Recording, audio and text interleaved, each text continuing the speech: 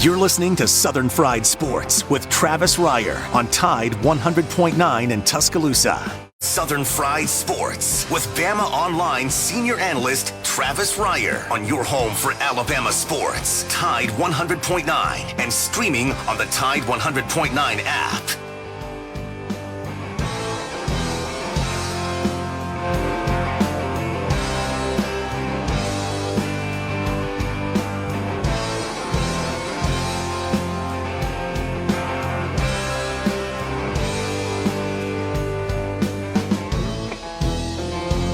If I make it through this year, I think I'm gonna put this bottle down. I guess as time goes on, I'll grow to miss it less than I will now. And I think I'm gonna tell her that I'm gonna go away for a while, till I can get this demon out.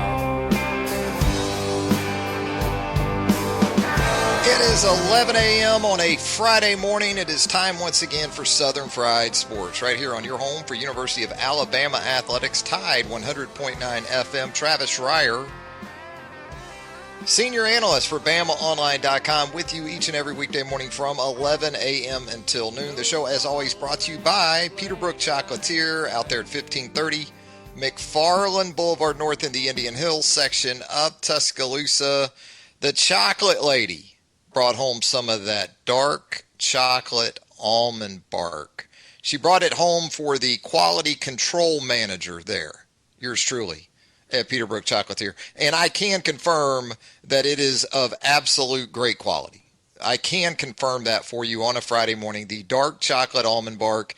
Get by and pick up yours right now at Peterbrook Chocolatier, 1530 McFarland Boulevard North. Of course, Easter is upon us.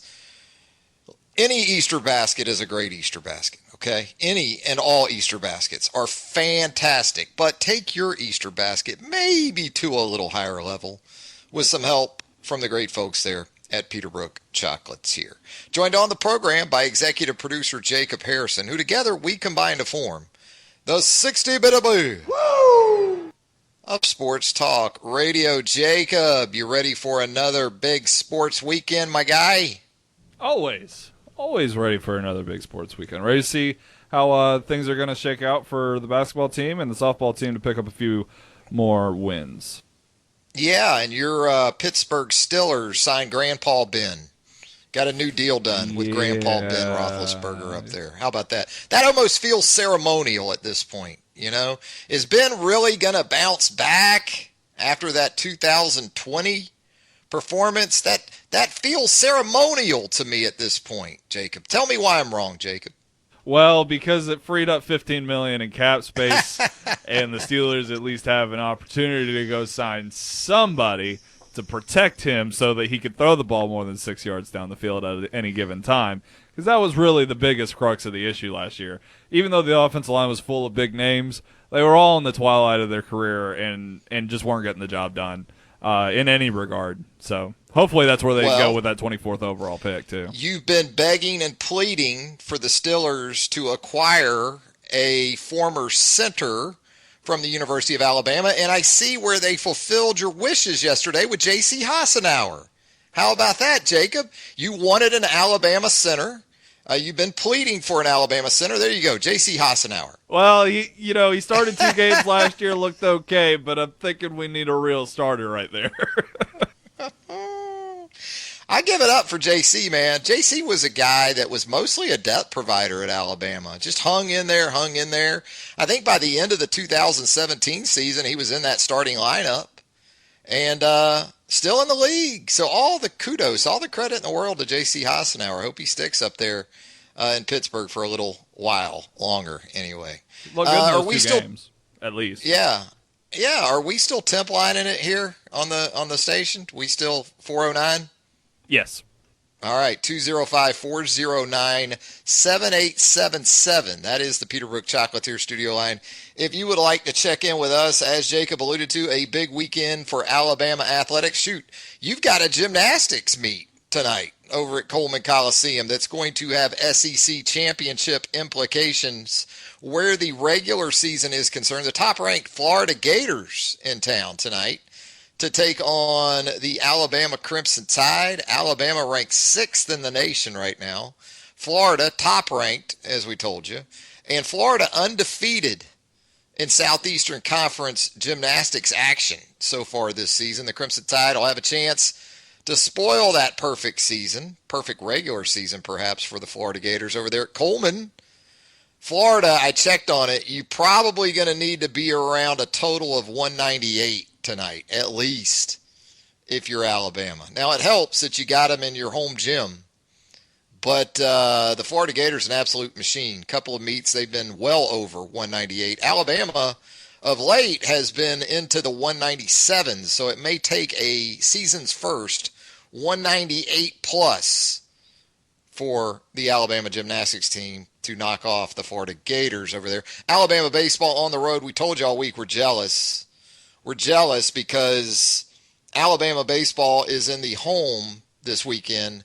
The world's leader, I think, for brunch. You know, if you want a great brunch, Charleston, South Carolina, not a bad place at all to be. If you want to just eat in general, Charleston, South Carolina can take care of you. Shrimp and grits and brunch. Do all that you want in Charleston, South Carolina. Walk around King Street a little bit. I've said this before, too. You know, I understand the market, okay? I understand the crowd here that I'm working with. But I don't know if there's a better place in the country to go to college than the College of Charleston. If you've ever been to Charleston, South Carolina, and you've seen the College of Charleston and where it sits right there in old downtown and how it ties into the city, really, really cool spot, College of Charleston. Charleston, South Carolina, for me, from the ages of 18 to probably 30, if I were going to be able to pick anywhere I wanted to live in the southeastern United States, maybe in the United States in general, it might be Charleston, South Carolina. It's happening. A lot going on. You go over the Ravenel Bridge into Mount Pleasant. It's cool over there. You got the ocean, the beach right there near you, that low country vibe. Really cool place, Charleston, South Carolina. But Alabama baseball looking to stay hot on the weekends, looking for another weekend sweep this time in Charleston, South Carolina. First pitch set for this evening in that series at 5 o'clock. A little warmer usually over there on the coast, the southern coast of South Carolina. You play these March games a little bit later on Friday night, not as worried about the chill. And then you'll have games on Saturday and Sunday as well. Connor Prelip, Alabama's ace, not going to pitch for a second straight weekend, medical condition, apparently. And TJ Reeves, you know, we were hopeful that maybe TJ Reeves had recovered enough from that tweaked hamstring to be able to return to the lineup. Now he's got another issue, and it looks like he's out for the weekend. So a couple of injuries to keep an eye on for this Alabama baseball team. Alabama women's basketball. We told you throughout the week. I mean, where else are you going to go for expert analysis where Alabama women's basketball is concerned? Right here. We told you throughout the week, the loss on Sunday at Arkansas, which was essentially for the 6th seed in the SEC tournament, that loss for Alabama to Arkansas, probably not a bad thing, because with the way the draw worked, Alabama as a 7 seed got Missouri, whereas Arkansas got a surging, rising Ole Miss team with Shakira Austin, one of the very best players in the league, leading the way for the Rebels. And it played out that way yesterday. Alabama, an 8-point winner over Missouri. Got really strong performances from Araya Copeland and Megan Abrams. Double-double for the Post in Araya Copeland. And what happened to the Arkansas Razorbacks? You had one sort of upset yesterday in the second round of the SEC women's tournament, and it was Arkansas losing by 9 to Shakira and the Rebels. There you go. Alabama now will take on South Carolina, second-seeded South Carolina, this evening. That's also in that 5 o'clock hour for Alabama women's basketball. That's a tough ask, but you got the win. You know, the belief going into the tournament in Greenville was that Alabama women were already in the NCAA tournament, And so with that win over Missouri, you feel especially assured of a place in the big dance. 205-409-7877. Alabama men's basketball on the road. Seems like everybody's headed east this weekend, doesn't it? You got Alabama baseball in Charleston. You got Alabama men's basketball headed over to Athens. You've got the Alabama women's basketball team in Greenville, South Carolina. Well, Nate Oates met with the media before taking his team eastward to Athens, Georgia, earlier today. And doesn't sound like this is going to be an NBA back end of a twofer on the road, like you saw last night in the NBA. I believe it was Steph Curry with the Golden State Warriors. And with the way the Warriors are right now, it probably doesn't matter anyway. But back end of a twofer on the road.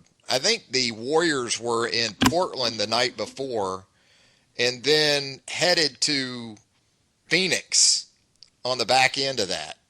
Two straight on the road. And, you sit Steph Curry for that second one. Well, you're not going to see that, apparently, for Alabama, even with the SEC regular season championship wrapped up. Nate Oates says still a lot to play for this team. As he noted this morning, this is a team that still needs to get back into rhythm, especially where the offensive end of the floor is concerned. Been a stretch here of sub 75-point games. This is a team you kind of expect to see in that 80-point range on a regular basis. That hasn't been the case as much for Alabama men's basketball, so want to try to get Herb Jones, want to get John Petty. Josh Primo certainly could use a boost on the offensive end. Want the mindset and psyche of this team to be improved where scoring the basketball is concerned with the SEC tournament upon us. So Alabama at Georgia, Stegeman Coliseum on the University of Georgia campus tomorrow. That is a 1 o'clock tip-off on CBS. So there you go. You are set. And as Jacob talked about earlier, you got a lot of softball on campus. Starting today, actually, you've got a doubleheader with Alabama and Kent State today. I think that first pitch for game one's at 4 o'clock. Over there at the Rhodes House, and then a doubleheader tomorrow for Alabama softball with Northern Iowa, and then a single game on Sunday with South Alabama. So there you go. We're going to have Charlie Potter on the show in just a little bit. Charlie Potter, of course, my colleague there at BamaOnline.com. Charlie is getting us ready for a couple of things. He's been getting us ready for Alabama, Georgia men's basketball at Bama Online.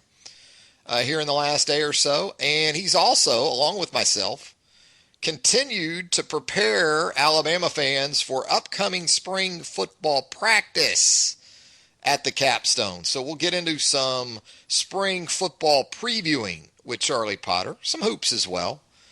But Charlie on Thursday at BamaOnline.com, Thursday morning, he had his biggest questions for Alabama heading into spring football practice, among them who replaces the production on offense when you talk about Najee Harris, Devontae Smith, Jalen Waddle, Mac Jones, all those guys moving on to the National Football League. Charlie has questions about who steps into leadership roles.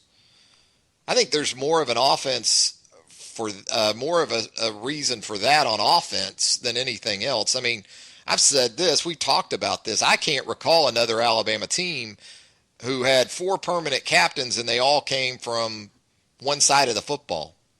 That was Alabama in 2020. All 4 permanent team captains were offensive performers. Mac Jones, Devontae Smith, Landon Dickerson, Alex Leatherwood. Charlie's wondering if this defense, with all these starters coming back, are going to show significant improvement. And he's also wondering about the staff turnover from an assistant coach perspective. How will they step in? How will they adjust?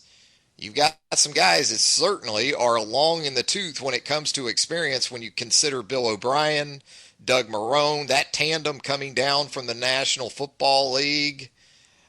Defensively, you pretty much remained intact except for one spot.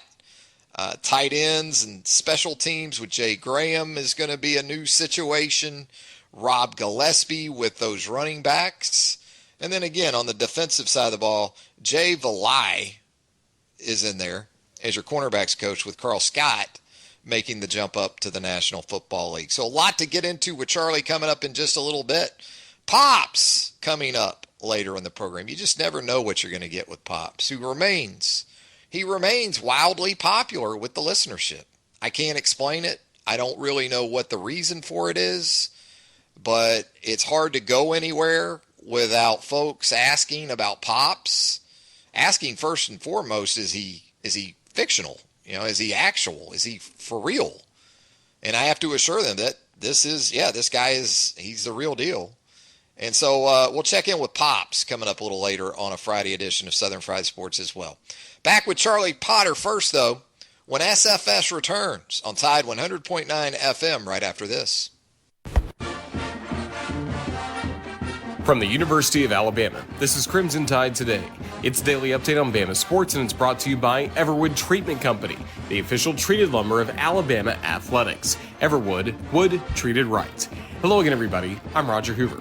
Alabama's starting five combined for 79 points to help the Crimson Tide roll on to the quarterfinals of the 2021 SEC tournament with an 82-74 victory over Missouri in women's basketball. Alabama scored 25 points in the fourth quarter to fend off the Tigers and pick up its 16th win of the year. Ariah Copeland led the Tide's quintet in double figures with 22 points, as well as a team-best 10 rebounds. Megan Abrams chipped in a season-high 19 points, 9 of which were scored in the final quarter, to go along with 5 assists. Next up is a Friday matchup with the number 2 seed South Carolina Gamecocks. Tip-off from Greenville, South Carolina is set for 6 p.m. Eastern, 5 p.m. Central, with radio coverage available across the network. I'll have more in a moment. Everwood Treatment Company is wood treated right. Everwood is the most technologically advanced pressure-treated wood available. That means no rotting, no decay, no problems. Just wood treated right. Everwood is your treated wood source and the official pressure-treated lumber of the Alabama Crimson Tide. If you're looking to add or replace decks, outdoor structures, or commercial jobs, choose Everwood for wood treated right. If you need it, we'll get it to you. To locate your local Everwood store, visit everwoodtreatment.com. Everwood Treatment, official lumber of the Alabama Crimson Tide. We've got you covered for Alabama men's basketball against Georgia on Saturday. Alabama is the 2021 SEC regular season champions and trying to finish the regular season with a victory against Georgia. Tip-off with the Bulldogs from Athens is set for 1 p.m. Central. Our coverage on the network begins at noon. Join us at Baumhower's Victory Grill in Tuscaloosa for the broadcast. And that's your Bama update. Crimson Tide Today brought to you by Everwood. Crimson Tide Today is a production of the Crimson Tide Sports. The sky becoming mostly cloudy this afternoon, the high 67. Cloudy tonight, maybe a few sprinkles of rain in scattered spots, the low at 40. Tomorrow, partially sunny with a high at 62. And Sunday, a sunny day with a high at 66. I'm James Spann on the ABC 3340 Weather Center on Tide 100.9. It's 63 degrees in Tuscaloosa. Tide 100.9. For more coverage of Alabama football, visit us at Tide100.9.com or download the free Tide 100.9 app. The Crimson Tide will not be denied.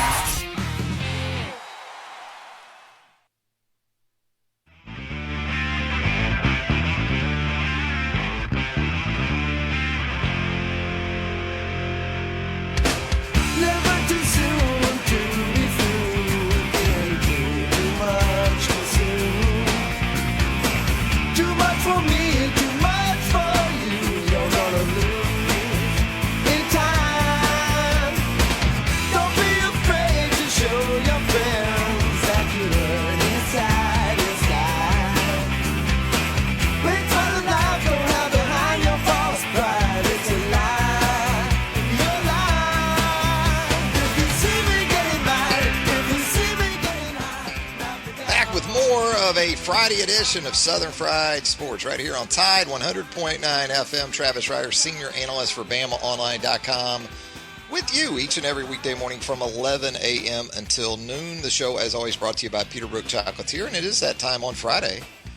We check in with our good pal, our colleague there at BamaOnline.com, Charlie Potter. Charlie had last Friday off. Charlie trying to sneak in a little downtime. Good for him, man. This dude is an absolute machine when it comes to the University of Alabama beat for us there at BamaOnline.com. Glad to have you back, though, Charlie. It's good to be back. It was weird, because, I mean, obviously you still have everything going on in the world, but, whenever you make these plans, you didn't anticipate the Alabama basketball to clinch the SEC regular season while you're gone. So to get back in the swing of things and to watch the close of the season, it's good to be back. No worries, Charlie. According to Alabama fans now, this is going to be an annual occurrence. So, you'll be around the next 6 or 7 straight years that Nate Oates and Alabama win SEC regular season titles. And in all seriousness, it's been great to see the individual accolades that have sort of followed on the heels of this or continue. We're in the midst of them right now. Seeing guys like Herb Jones as a semifinalist for the Naismith Award as the top player in college basketball. Likewise for Nate Oates here, I guess, recently semifinalist as well for the Coach of the Year aspect of that organization. So a couple of things, again, I don't think either of us envisioned maybe in mid-December, heading into late December for this team. No, not really, especially just before the start of SEC play. I think, some of these things would have been a surprise at that point. But, outside of maybe, Herb being a semifinalist for Defensive Player of the Year, that one was kind of obvious. But, no, I mean, this team's turned things around. I think right now with this game against Georgia coming up Saturday, they're wanting to use this maybe as a springboard for the postseason. The last time out, they played really, really well offensively against the Bulldogs, but they want to kind of put it all together with the way they've been playing on defense and getting the offense clicking here of late. So, this is a game that they're not really going to be using to rest guys or anything like that. And I think that's been, the reason for their success. They've pushed through some things. They fought through adversity. They've been able to turn things around. And, with Nate Oates being a semifinalist for Coach of the Year, that's no surprise what he's been able to do in year two. Hearing from the players today, I asked a couple of them just about the job he's done and the recognition he's getting, and they say that, he deserves everything that's coming his way. So, hell of a job this season, and I know that they're not satisfied. They're going to want to do some things in Nashville and then up in Indiana, but quite a turnaround from what we were talking about there before the start of SEC play. Yeah, and you were on that Zoom conference with Nate and some of the players earlier today before they head over to UGA, and it had a sense of Nate going to challenge his players, even with the championship and the regular season clinched. Kind of a feeling that maybe he needs to bring it a little extra to spur this team through a little bit of a wall that maybe it's hit here in the last couple of weeks. Yeah, I mean, he said, both years he's been here that, he wants his teams playing their best basketball come March. And, March is still young, so there's plenty of time left for that. But, he was asked about it, but he kind of mentioned it in his opening. I believe he was on the Feinbaum show, earlier this week or late last week, and mentioned how he doesn't want his team to be like the Milwaukee Bucks of the NBA, because the Bucks last season had the best record, and then right before the bubble, they kind of slowed things down a bit, and then they were bounced out of the playoffs by the Heat, who went on to play the Lakers in the NBA Finals. And he said he hasn't talked with his team about that, but the thing for him is they want to get into a rhythm. They want to be playing well as a team. And, I think some people can view this Georgia game as a meaningless game. Alabama's already locked up the number 1 seed for the SEC tournament. They're being projected as a number 2 seed in the NCAA tournament right now.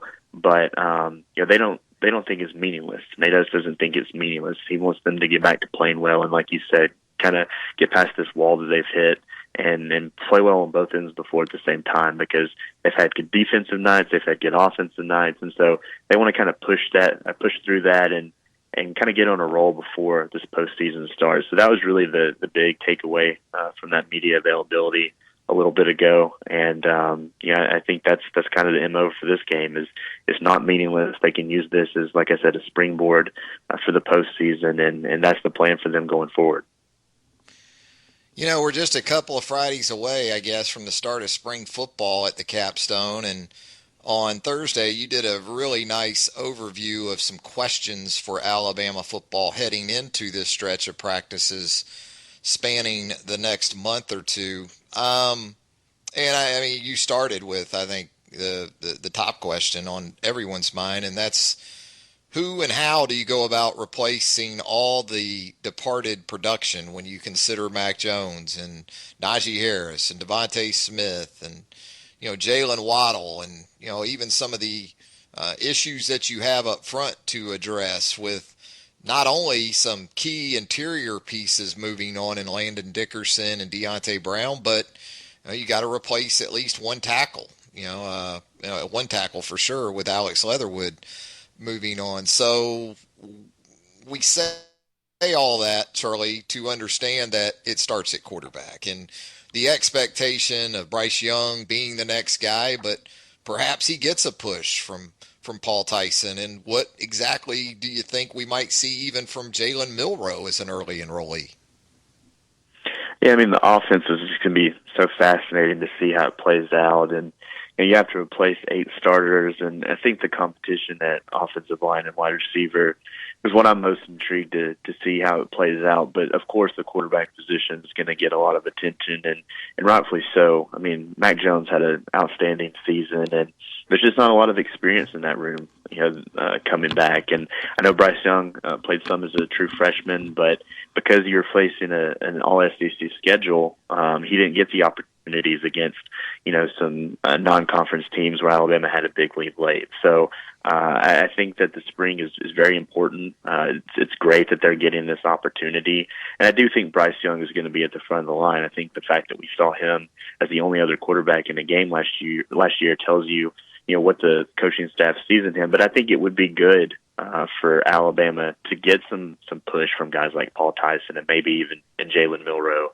So, I mean, Bryce Young's a talented player. I think, given some more first-team opportunities, working behind a first-team offensive line and getting some chemistry with guys like John Mechie and Jaleel Billingsley will benefit him in the spring. But if they can get good play from Paul Tyson and the others to push him and to make it competitive, that's only going to help Bryce Young and help make a healthier quarterback room for, in the event that something happens, whether it be injury or who knows what. So, I mean, quarterback, clearly everybody's going to be paying attention to that, but they have to replace a ton on offense. And it kind of goes into that second point of leadership, because all 4 of the team captains last year were on the offensive side of the ball with Smitty and Landon Dickerson, Alex Leatherwood, and Mac Jones. So not only do you have to replace production, but you have to replace some voices in the locker room. And that's not always as easy as maybe, plugging guys into the lineup and letting them go play ball.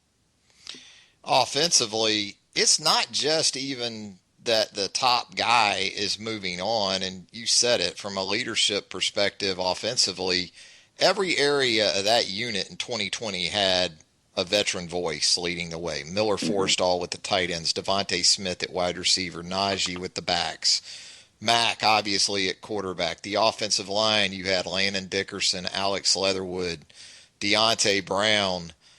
So those voids in that aspect of the offense are going to be interesting too. But, again, rotationally, what you've got to sort out. Running back, okay, you bring back Brian Robinson for the bonus year, but you saw some of Jace McClellan a year ago, Roydell Williams, Trey Sanders. There's been some optimism here in recent days about his recovery from his latest injury. Wide receiver, okay, I'll grant you John Mechie, but how does that rotation work out? Slade Bolden played some football last year. Tight end, Jaleel Billingsley. You expect some big things there from him, given the explosive plays he contributed as the season moved along last fall. But again, not just identifying starters or starter types, but how rotations are going to fill out with an emphasis on, I'd say, running back and wide receiver going to be unlike anything we've seen in recent years.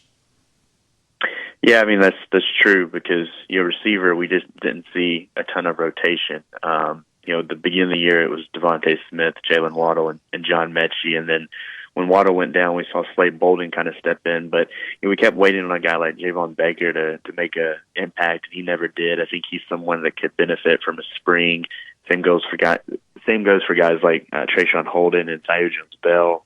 Xavier Williams is another year older, and you have 3 of the 4 stellar receivers that Alabama signed to this 2021 class already on campus as early enrollees. But it's just an inexperienced group, and that the same could be said for a lot of positions. I think the offensive line as well.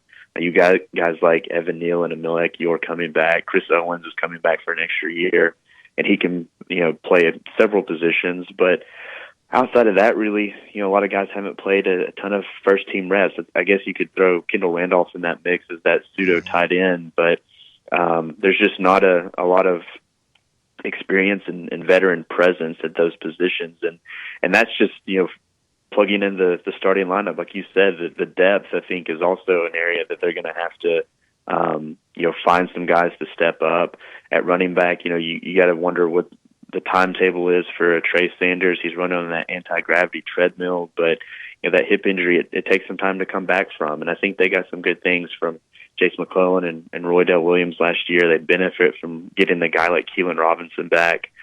So the running back group might be in pretty good shape, but receiver, again, it's an inexperienced group. Tight end, not a ton of experience there. Guys like Cameron Latou and Major Tennyson can help alongside Jaleel Billingsley, but maybe a young guy steps up. So offensively, I think this group could look a lot different in 2021, and maybe it takes some bumps early. They have some talent, but they are certainly going to benefit from having the 15 practices this spring they didn't last year, and that helps whenever you have to replace so much from just a starting and a depth perspective from last year's team. Yeah, when you look at the early enrollees, I would guess the early impact potential is more so on offense because of some of the positions we just talked about, right? And also the offensive line. There's a precedent for Alabama plug and playing with some first-year offensive tackles. We've seen that in the past. And I guess on defense, though, a guy like JaQuincy McKinstry still might have a chance. Yeah, I mean, you look at from a newcomer standpoint, it'd probably be the opposite of what we saw last year. Last year the emphasis was really on the defensive side of the ball. Guys like Will Anderson, Malachi Moore, Brian Branch, Tim Smith, Drew Sanders, they all came in and made immediate impacts. But this year, like we just highlighted, there's so much to have to replace on the offensive side of the ball, and I do think the offensive line makes the most sense just because Alabama has shown that it's not afraid to plug a true freshman in somewhere. And it doesn't necessarily have to be tackle because we've seen guys come in. Evan Neal did it last year or in 2019 playing at guard after being the nation's number 1 tackle. Alabama signed the nation's top 2 tackles this year in J.C. Latham and Tommy Brockermeyer. So I don't know if they'll necessarily be, getting first-team reps on day 1, but it wouldn't shock me to see them, progress and to step into those roles later on in the spring because they're just that talented. And Alabama does have holes to fill, and same to be said for wide receiver. I don't know if there'll be guys in the starting lineup right away, but we've seen true freshmen come in and make an impact at the receiver position, and Alabama has signed some talented ones this year. JaCorey Brooks, is a guy that he's a big body receiver. Same for Ajay Hall. Christian Leary, he's a speeder guy, and JoJo Earl will be on campus later this summer. So, those guys can make immediate impacts. And I agree on the cornerback spot. I think they have some talented players there. They have a couple of JUCO transfers, and Ronald Williams and Kyrie Jackson. Guys like Marcus Banks and Brandon Turnage have been in the program now for a little bit. But, JaQuincy McKinstry is a 5-star kid. He's an in-state prospect that came in early. He's been practicing with the basketball team, and that could be a spot maybe opposite of Josh Jobe where he sees some playing time. So I think that there's several newcomers that can make an immediate impact. But, yeah, I think it starts on the offensive side of the ball and offensive line and wide receiver, the 2 areas I would look for right now. Really intriguing dynamic, too, when you talk about newcomers is this coaching staff, as you note in your piece there on BamaOnline.com.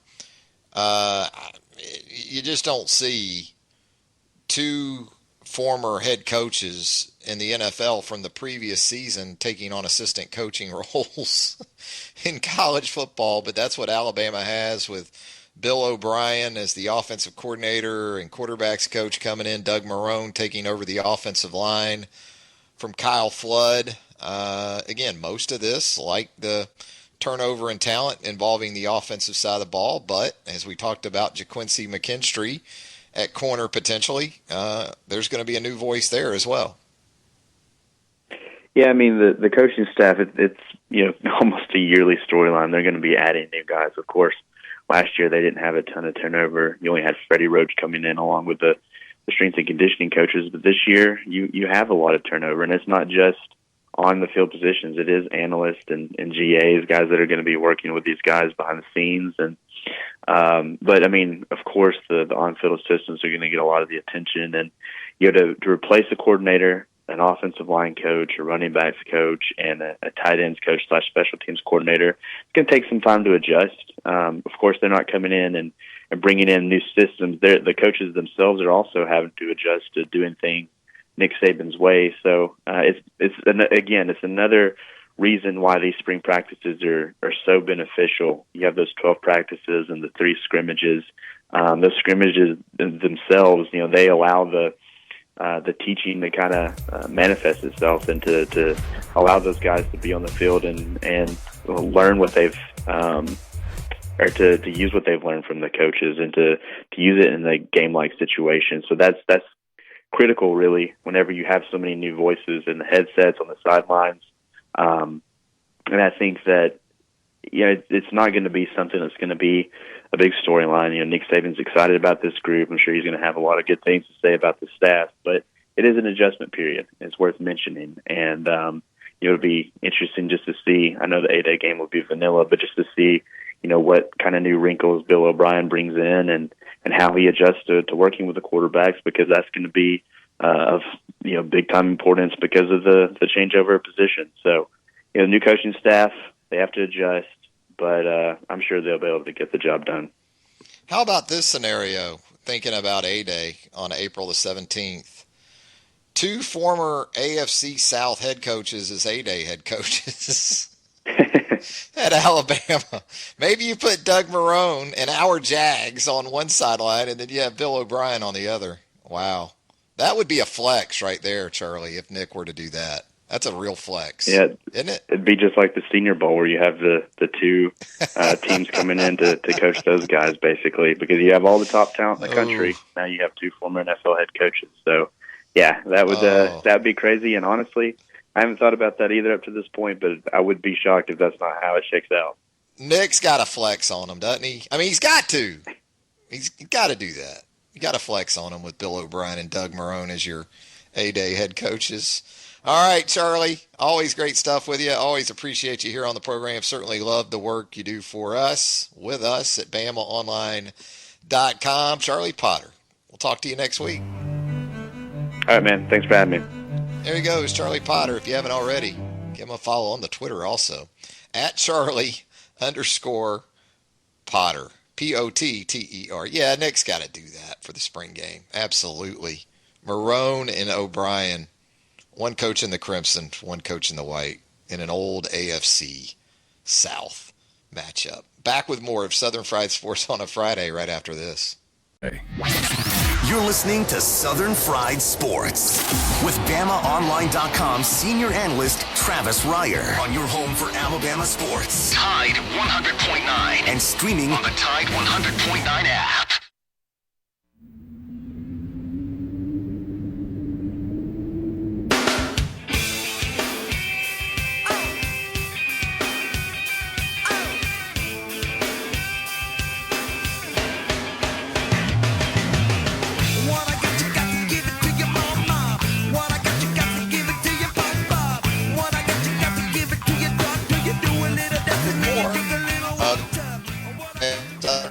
We're ready on 100.9 FM. Take away. That's right. Senior analyst for BamaOnline.com with you each and every weekday morning from 11 a.m. until noon. Thanks again to Charlie Potter.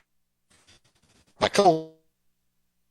I'm jumping on the program with us on Fridays. Should have asked Charlie about his excitement level for the Atlanta Braves. I never have to ask him about that. Hey, Jacob, we okay?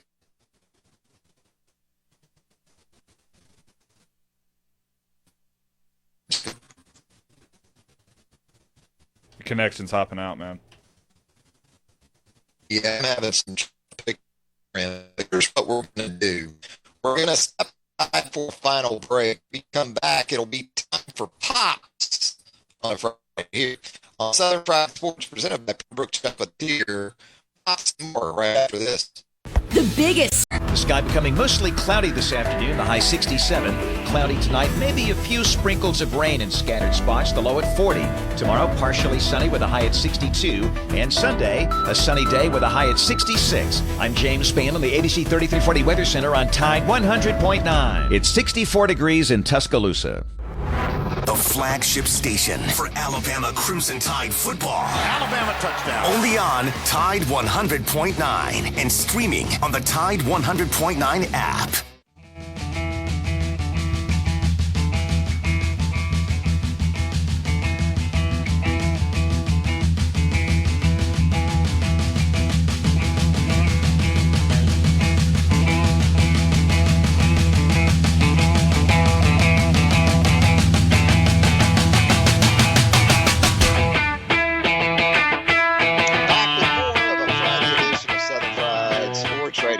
Tide 100.9 FM. The playlist theme of the day, some Red Hot Chili Peppers. Woo! On the 51st birthday of John Frusciante. John Frusciante, the lead guitarist. A couple different stints with the Chili Peppers.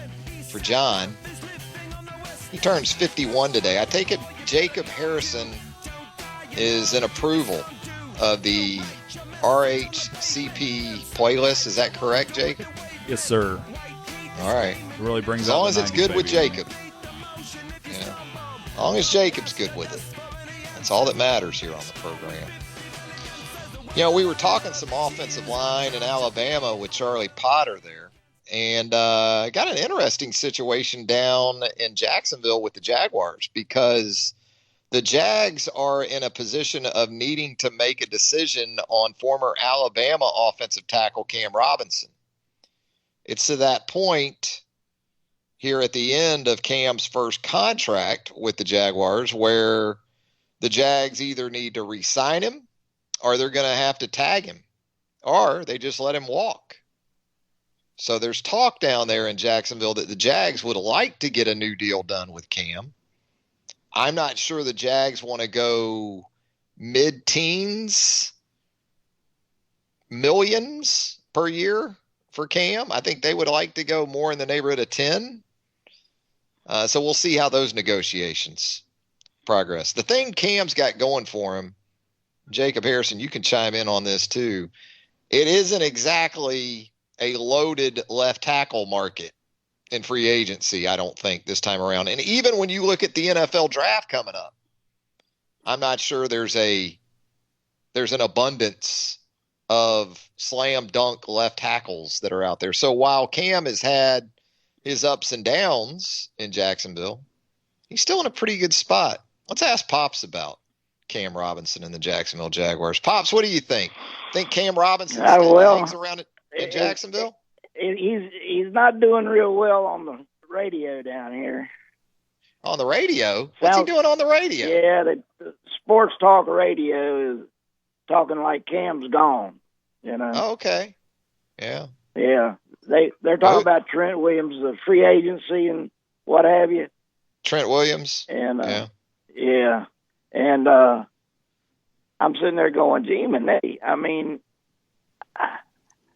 for some reason, they're not real happy with him. Or I'm not talking about the team. I'm talking about fans. The fans. Yeah, the fans. The fans, yeah. you know. Well, it's been up and down. You know, that rookie year looked really promising. Then he tears his ACL. Struggled coming back from that in year 3. This last year, there wasn't anybody on that team to brag about, really. No. And so it's been a mixed bag for Cam down there. Yeah, I would say that. It has been. Yeah. I think if they have a chance at 25, or I think that's the next pick they got in the first round, if they have somebody up there, a left tackle available, they'll go get him. How about Alex Leatherwood for Cam Robinson? That would be something, huh? Go Yeah, Alabama wouldn't that- tackle for Alabama tackle. Yeah, that'd be pretty cool. Yeah. They could move Cam to guard then, you know. I think So they Cam's don't- going to they get don't- paid. I really do. I don't think there's a market out there for, depth of left tackles. Yeah. And Yeah. whether it's the Jags or someone else, I think Cam Robinson is about to make somewhere in the neighborhood of probably $15-16 million a year. Crazy Well, as that sounds. That's what they're saying down here too. That because left tackles are not everywhere right now. Even if Jaguars went another direction, he'd still be in good shape if he signed with somebody else. It's not like Yeah. there's a lot of great left tackles in the NFL right now anyway. There's not an abundance of left tackles. There's no Anthony Munoz that I see running around that's- out there right now. That's the highest priced lineman. There's not a left Tony tackle. Vaselli, Pops, Yeah. No. Tony is done. But it does. I don't know. They say their second pick is going to be a left tackle somehow, some way. Yeah. They even talking about a guard from Ohio State. I can't think of his name, but Gonna go the coming out in the urban draft route. Yeah. But of course, he'd be because they're talking about getting rid of Norwell. Yeah, he's a And big, it's not big because ticket item. it's not because Lot of of money. their play only. It's because of the money too that they're A lot paying of money them. in Norwell. Yeah. Yeah, They've got a lot of cap space though. So I know. I'll tell you They're someone in that'll good let them shape. have a tackle for real cheap right now, and that's the Tennessee Titans and Isaiah Wilson, who they took in the first round last year from Georgia. Yeah, The Titans will let them Yeah. have Isaiah Wilson for a sweetheart of a deal right now. yeah. That's been a disaster with him up there. Yep. So I wouldn't be is surprised. the excitement level continuing to percolate down there with Urban in place and doing his thing? There's a concern that he still thinks he's in college, and Okay. it might get him in a little crack or two handling people down here. Yeah. That these are grown men he's dealing with now, and it's not back in the 60s or 70s that you could talk to grown men like this and get away with it. But Sounds he has a Coughlin-like, Pops. It weird sounds way Tom of trying to Coughlin-like. get them online. Yeah. That worked with Tom Coughlin coming from Boston College Yeah. back in the mid-90s. Oh I don't yeah, know if it back could in the work so day, good it was okay. 25 years later. Yeah. But and that's another thing, Trav. A lot of players don't even want to come down here because of that. It's going to hurt them in free agency. Yep. Yeah. They're already talking about- fighting an uphill battle as it is in free agency. But if you got that sort of narrative surrounding your head coach, it might be tough, Pops. Yeah, I know. That's what it's. You don't talk down to them. I'm telling you. Yeah.